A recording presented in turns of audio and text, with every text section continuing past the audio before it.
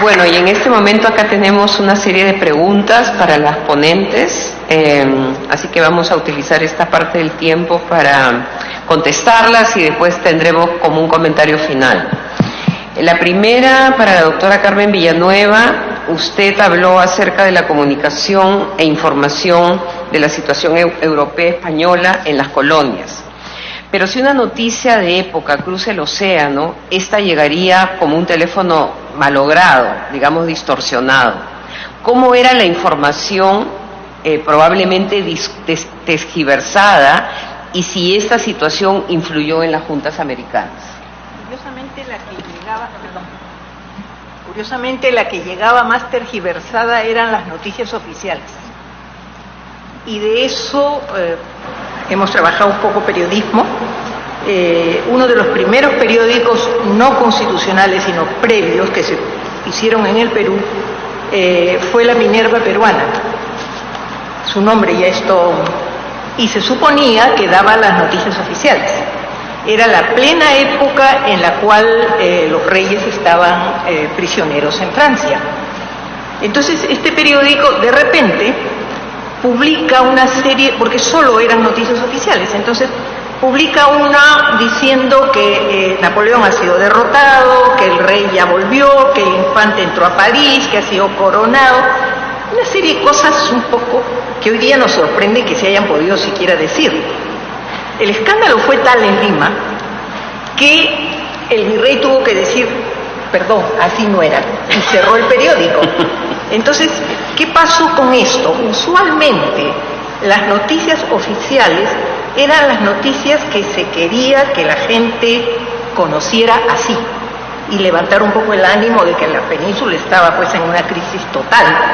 Entonces comienzan a aparecer la Gaceta de Lima, pero muy tímidamente. Y los criollos, que son los que leen, ¿no? Los criollos, ilustrados, etcétera, van a comenzar a perder la fe en todo lo que sea publicación oficial. Entonces no les creen, simplemente. Yo tengo acceso a una serie de cartas de liberales en que dicen, no, esto no debe ser cierto, voy a esperar que llegue la correspondencia y los periódicos ingleses por la vía de Jamaica. Entonces, clandestinamente llegaban. Entonces, los criollos no creían las noticias oficiales, creían las que venían de otro lado, creían las que venían de Buenos Aires, creían las que venían de Chile y podían comparar. Por supuesto que había un montón de noticias que venían de Chile o de Buenos Aires, proclamas, etcétera, en las que decían que habían ganado tal batalla, lo que fuera, ¿no? Pero estas cartas de criollos van a decir, vamos a esperar, nos parece que no es cierto, ¿no? Y entonces hay ese tipo de cosas. Ahora, la noticia, cualquiera que fuera, sobre todo la oficial, tardaba pues mínimo 3 a 4 meses en llegar. Era lo mínimo que podía tardar. No solo era que la navegación era larga, la ruta era larga, sino también que era, digamos, el mar estaba plagado, el Atlántico, de los antiguos corsarios de los países enemigos de España, pero en esta época está plagado de corsarios insurgentes y se llevan los barcos españoles, entonces se interrumpe la correspondencia regular y hay que esperar la clandestina, que llega por los mismos corsarios o que llegan por los barcos neutrales, porque se interrumpió el comercio. Entonces los países neutrales hay que autorizarlos que entren, porque si no, no hay que comer ni con qué vestirse.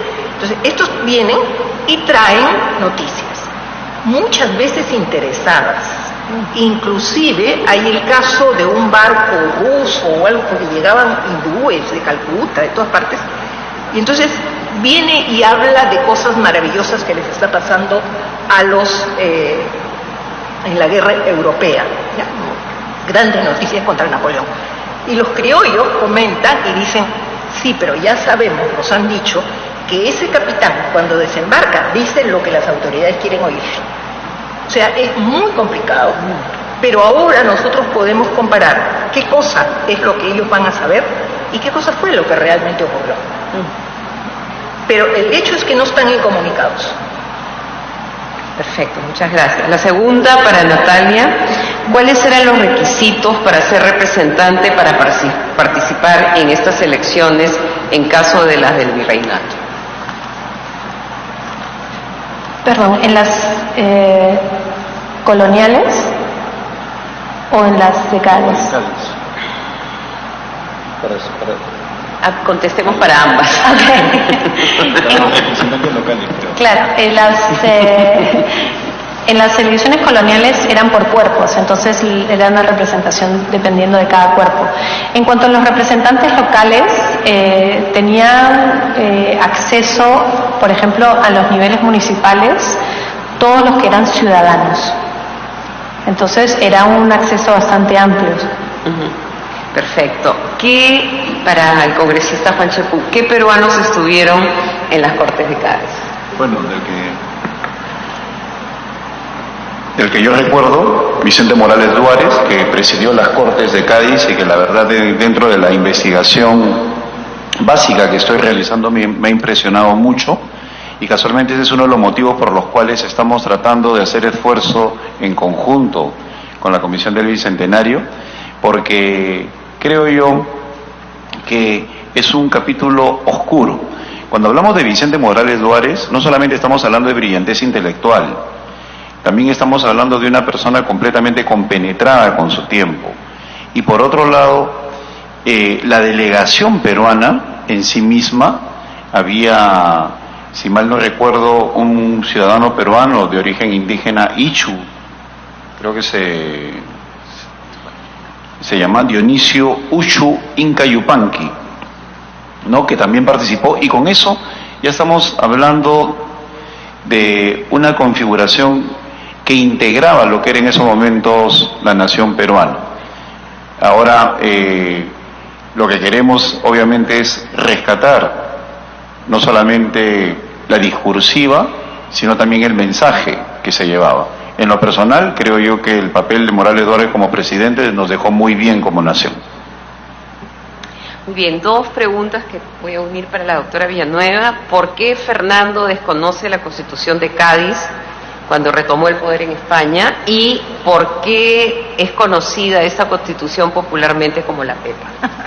Quizá lo de la Pepa es más sencillo. Fue jurada el 19 de marzo, que es el día de San José. Y entonces por eso se le llamaba la Pepa, popularmente.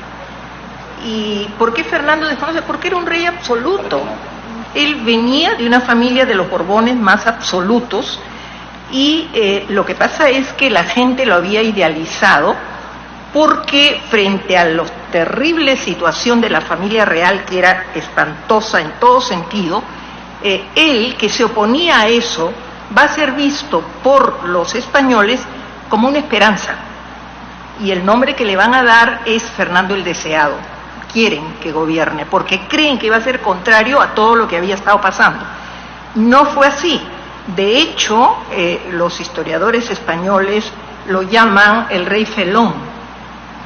¿Por qué? Porque nunca se comprometió a nada, y cuando se comprometió hizo lo contrario. Nunca aceptó un juramento, no aceptó nada, lo que prometía lo cambiaba. Como era un gobernante absoluto, cuando él llega de regreso, se encuentra con que las Cortes le han cambiado las condiciones de gobierno, ¿no? Es un gobierno en el cual hay elecciones, en fin, una serie de cosas, y a él pues no le parece y simplemente la cancela, ¿no?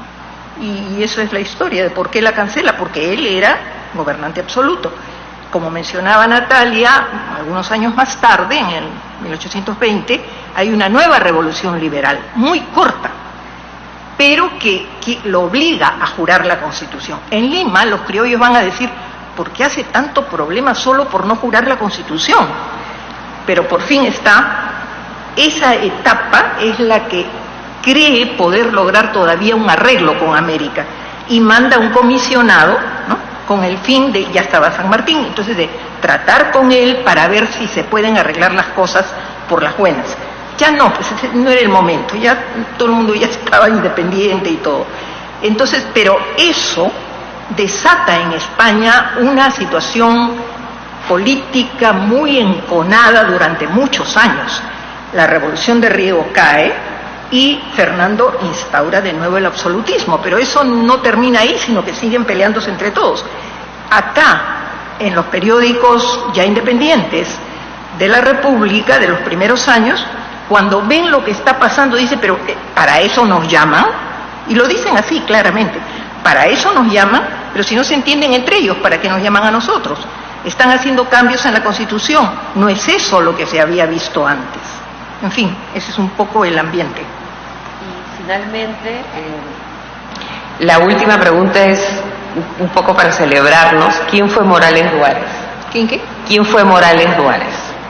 Comentemos su biografía. Para ambas, ¿no? Lo que tengan yo creo que yo no soy tan admiradora de Morales Duárez, o sea que mejor dejo al señor que lo conoce mejor. Natalia. Yo también le doy mi palabra al congresista Chaput. Bueno, es un honor que dos distinguidas historiadoras me cedan la palabra.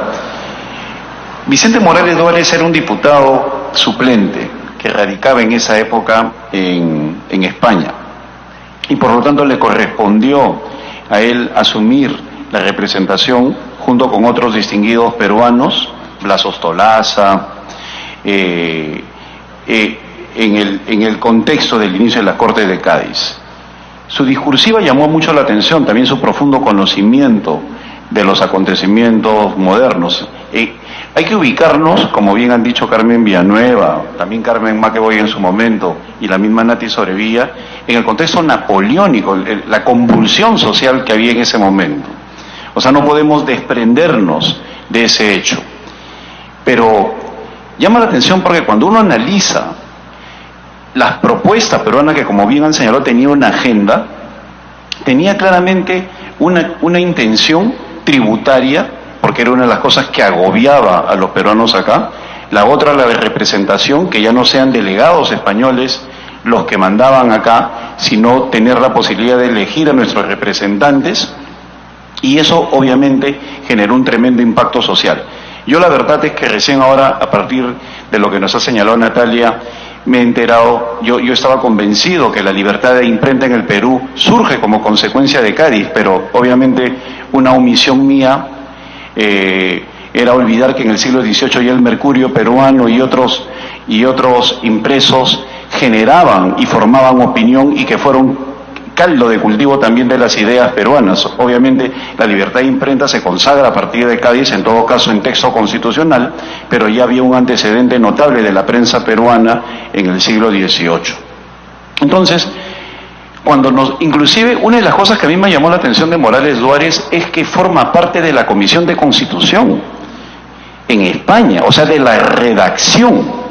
O sea, imagínense el nivel intelectual. Cuando nosotros estamos acá en este hemiciclo, donde, como bien también señaló Carmen Maqueboy, Raúl Porras brillaba, y luego la legendaria Comisión de Redacción de Constitución ha estado en manos de personas como Luis Alberto Sánchez y Marta Hildebrandt, y ahora se cometen errores verdaderamente notables en la gramática, en la redacción.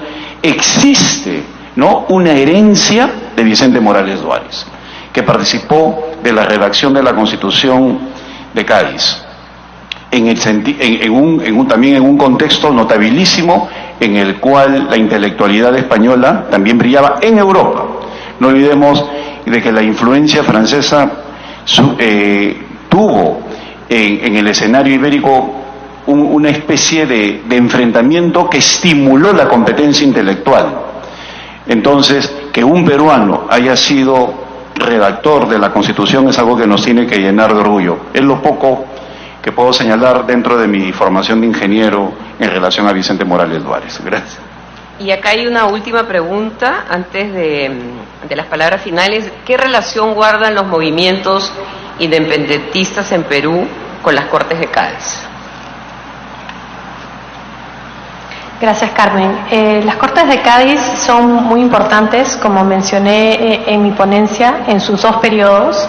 En el primer periodo, el Perú no tiene ningún deseo de hacerse independiente, no existen realmente movimientos para organizar juntas, y las posibilidades abiertas por las ideas de representación en las Cortes de Cádiz van a evitar una necesidad de buscar otro tipo de salida institucional en ese momento. Y en el segundo momento constitucional, entre el 20 y el 23 o casi 24, la Constitución va a jugar también un rol importante, porque muchas veces nos preguntamos por qué el sur del Perú se mantuvo tan leal a la corona durante todo este periodo. Y no podemos dejar de tomar en cuenta que la Constitución de Cádiz, con sus sistemas de representación y con los cambios liberales que trajo, se implantó en las provincias de Cusco, Puno, Arequipa, Ayacucho. Y entonces, cuando pensamos en el gobierno virreinal de la Serna, ante el que se enfrentaron San Martín, Santa Cruz, Gamarra, Bolívar, en esos años, tenemos que pensarlo en el contexto de las Cortes de Cádiz. Para entender el lealismo o el fidelismo del Perú, tenemos que entender que las Cortes de Cádiz y la Constitución abrieron espacios de representación que no habían existido antes y que le fueron de interés a los peruanos. Bueno, algunos comentarios finales sobre estas dos exposiciones que yo creo que se complementan muy bien, ¿no? que de alguna manera dialogan una con la otra, y un poco partir del inicio, digamos, de la ponencia de la doctora Villanueva, que es la disputa entre un imperio en declive y otro que quiere asumir el control, ¿no? Entonces, digamos, esto se inicia en las alturas, y es lo interesante, y cómo esta disputa en las alturas es como una especie de reacción en cadena que termina con un grupo, digamos, un grupo de estos indígenas que arman un ayuntamiento constitucional. O sea, cómo una decisión de invasión a una península por parte de un personaje que se siente emperador va a tener repercusiones al otro lado del planeta, ¿no? Y eso yo creo que es lo interesante de esta historia de las Cortes de Cádiz, que lo que nos está mostrando es el ingreso del Perú a la política global, o sea, es la globalización, digamos, de la política que ya había empezado, digamos, con todo el proceso de colonización, pero que ahora ya estos actores que habían sido sujetos imperiales empiezan a tener voz y comienzan a hablar y comienzan a utilizar, y por eso que sería interesante que ahora con esta celebración de nuestro bicentenario publiquemos, si es posible, las actas de las Cortes, ¿no? Y qué cosas estaban diciendo los peruanos, y cómo esto que decían ahí tenía una repercusión en una provincia del Cusco, y si eso era literal o era fake news. ¿Entienden? O sea que ahora con esta pregunta que responde Carmen de cómo se va distorsionando, cuánto de lo que llega, digamos, es real o parte de la discusión, y cuánto de lo que se recibe es el deseo de los que están ahí y quieren que eso ocurra lo antes posible, ¿no? Entonces, se está globalizando, y lo interesante de la propuesta de Natalia es que esto es como un impacto que debe ser visto de manera diferenciada, ¿no? Y que cada provincia, de acuerdo a cómo está el cura posicionado, porque es un reposicionamiento, o sea, lo que ocurre es un reposicionamiento de las unidades imperiales, de las unidades que conforman el imperio, y dentro de esas unidades las provincias y los distritos y las villas. Entonces lo que está ocurriendo es como para tener una mirada como tridimensional de un problema político, ¿no? Y que de ahí va a nacer la política peruana,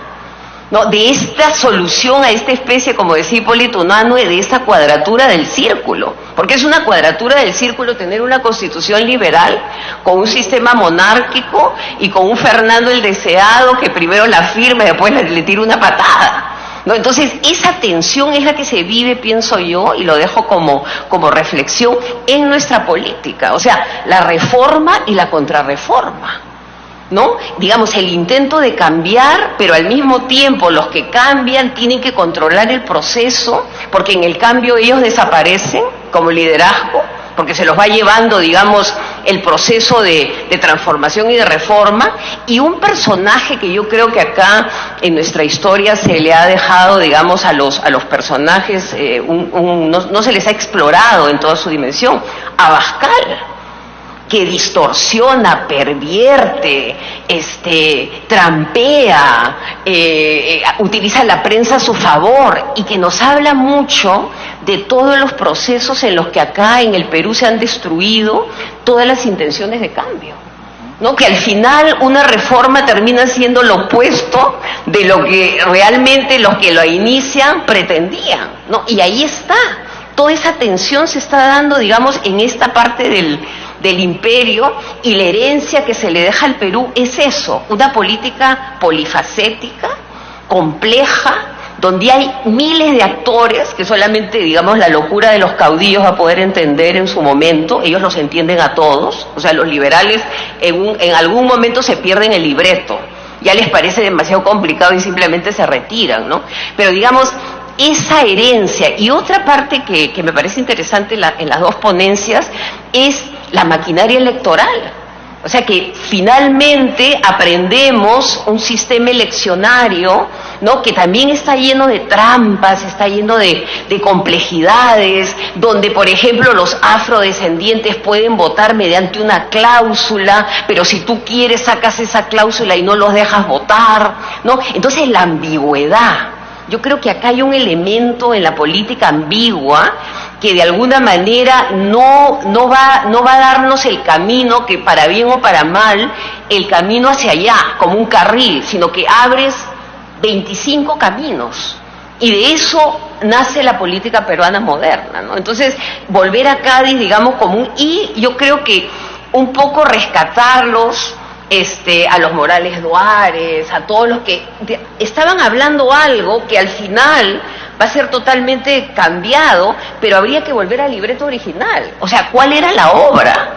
¿No? Porque en la obra original quizás vamos a encontrar cuáles eran sus objetivos y si esos objetivos finalmente se cumplieron. Entonces, Cádiz como un catalizador, como un momento que cataliza, un momento clave que por esta falta de nosotros de concentración, digamos, en las cosas que debemos concentrarnos, en los 200 años de Cádiz, un poco le perdimos la pista, y quizás regresar ahora, que estamos en un enredo también ideológico, político, conceptual, y quizás comenzar a desatar, ¿no? A través de esta historia paradigmática, para que nos enseñe el camino hacia un futuro mejor. O sea, que la historia no solamente sea un experimento, digamos, de interacción intelectual, sino que nos den algunas claves para poder movernos, digamos, en una discusión mucho más fructífera como la que ocurrió en Cádiz hace más de 200 años. Muchísimas gracias.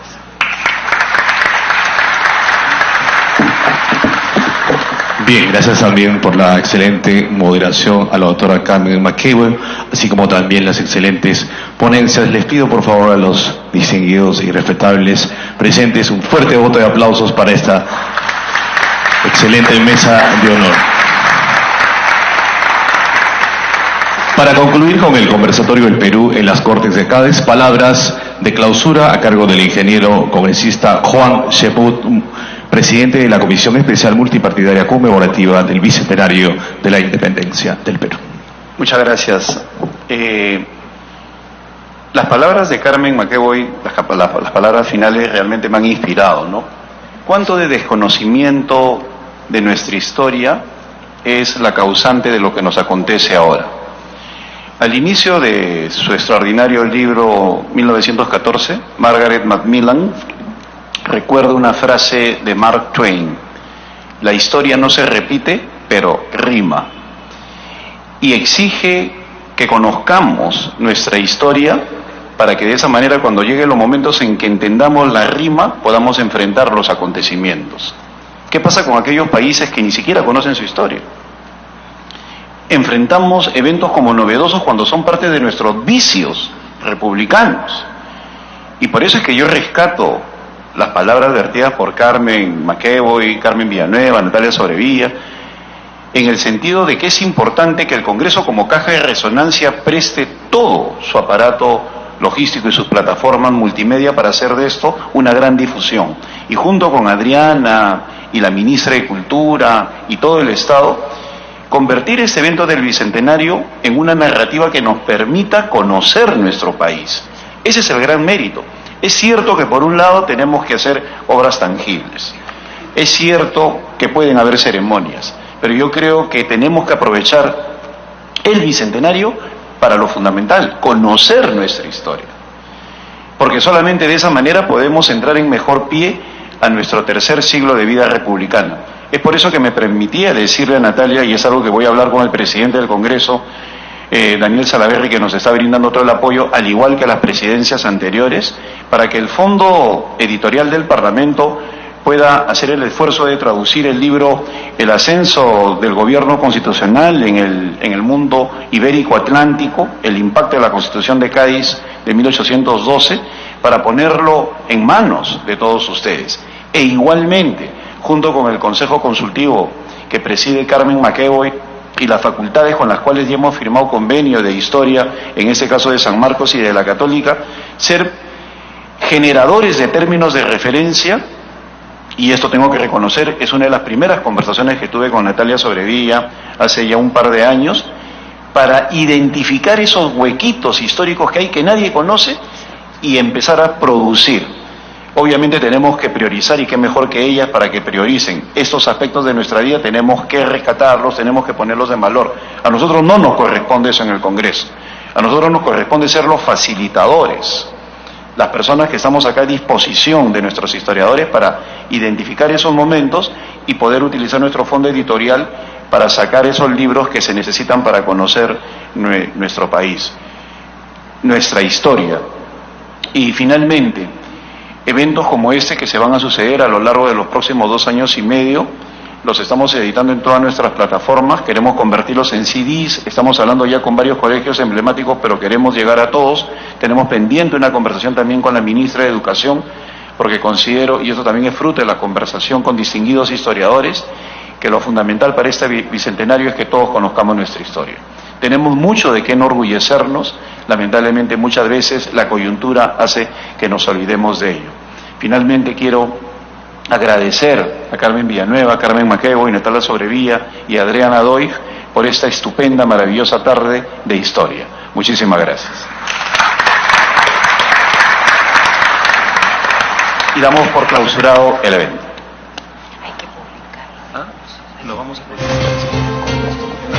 Bien, los invito a los miembros de la mesa de honor, congresista, si nos ponemos en la parte de delante, por favor, de la mesa para la foto oficial.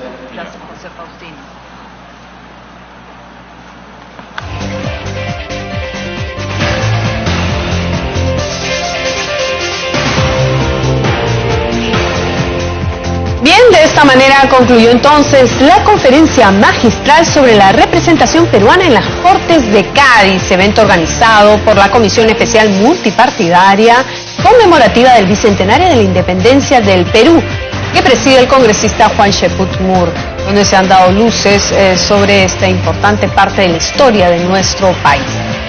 Bien, a esta hora de la tarde nosotros vamos a hacer una breve pausa, no se mueva porque seguimos con más en Agenda Parlamentaria a través de Congreso Televisión.